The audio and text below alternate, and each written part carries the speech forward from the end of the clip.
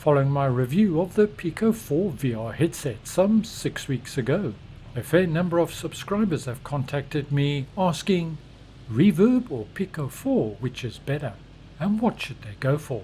Well, both of these headsets are good, but neither are perfect. So in this video, I'll remain short and to the point where possible, and just recap the pros and cons for the HP Reverb and Pico 4, highlighting any caveats so you can make an informed decision.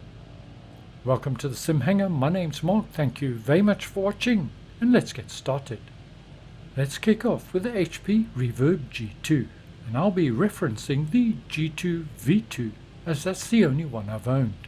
But first and foremost, let's address the elephant in the room. There is much speculation in the market that HP will discontinue the Reverb G2, although no official announcement from HP has been made yet. However, I personally think an announcement from HP is to be expected later this year, and that they may well pull out of the VR consumer market. If that does happen, HP are likely to continue support for the product through 2026, according to a recent update from Sadly It's Bradley. And based on this information alone, you should not write off the HP Reverb G2.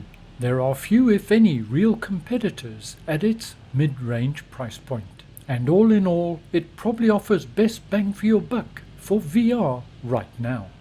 If HP do pull out, it's not likely to be based on good or poor sales of the Reverb G2, but more likely to be closely linked to developments and change of focus in Microsoft regarding the OpenXR development teams and longer-term plans related to the Windows Mixed Reality portal.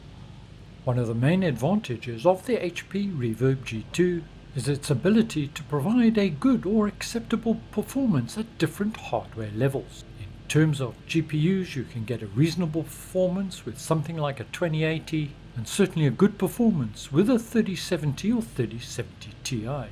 This means individuals can step up to this headset without perhaps a major investment in other hardware.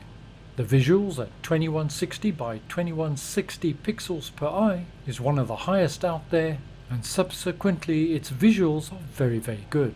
However, it does use Fresnel lenses, therefore the area of absolute clarity is relatively small.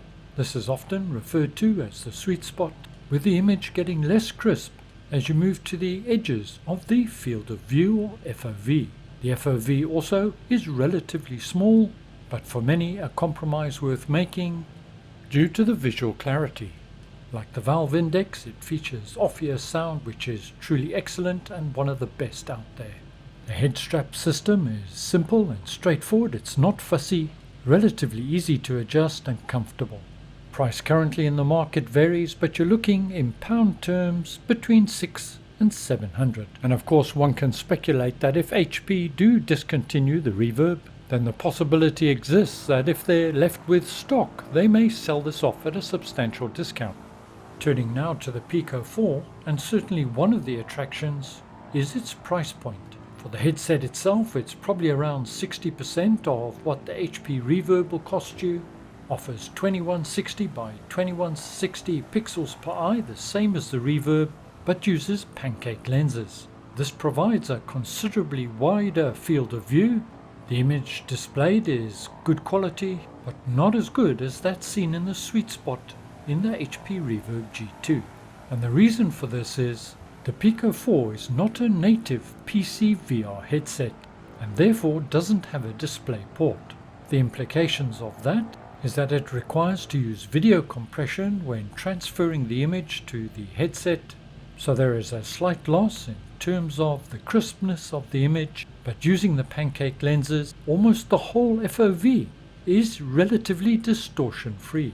It can be connected to the PC via USB-C, or the way that I use it is I use wireless and stream the data directly to the headset, so no cables and wires hanging off the headset.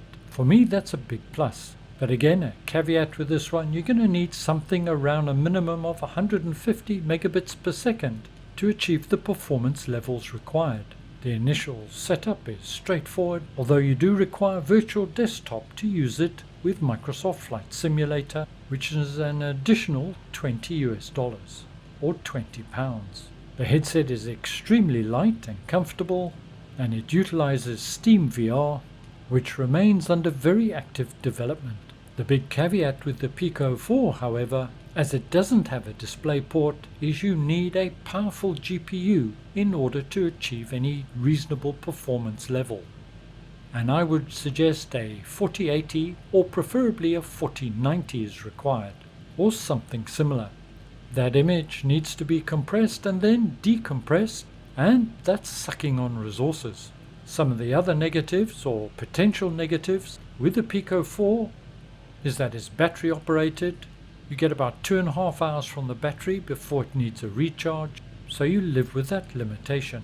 List price is around about £380, and an add-on battery set like Bobo VR, I did a review on that, link in the notes below, will set you back between £90 and £100, raising your overall cost, including virtual desktop, to something around £500. For some, the fact that it's owned by ByteDance may be a negative, and it's also not sold in the States, as ByteDance is a Chinese company, and the owners of TikTok.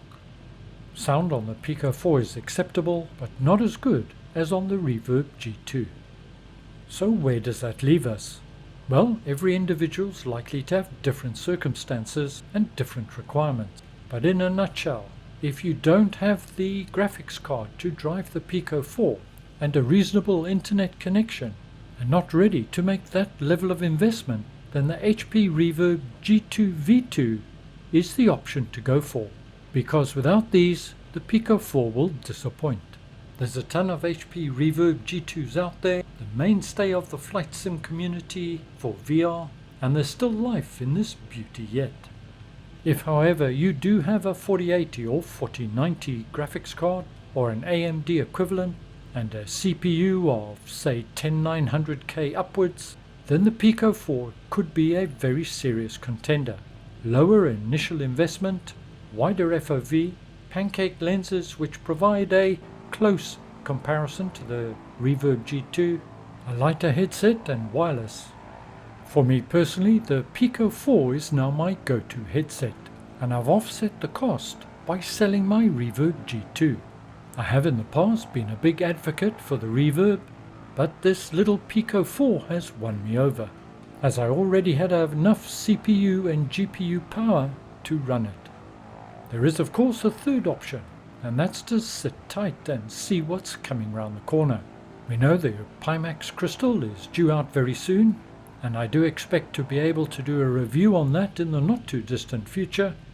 Although at $1,500 to $1,600 it is in a different price category, but it is considerably cheaper than the Aero, improved FOV, with potentially great graphics, so time will tell on that one. It's worth acknowledging that the VR development market at the moment, or should I say VR and AR, augmented reality, is fairly active. So are you going to sit tight, happy with what you've got, or perhaps future plan? Let me know in the comments below. Well, thank you for listening to my ramblings. Stay well, look after yourselves. I'll see you all again in the not too distant future, and bye for now.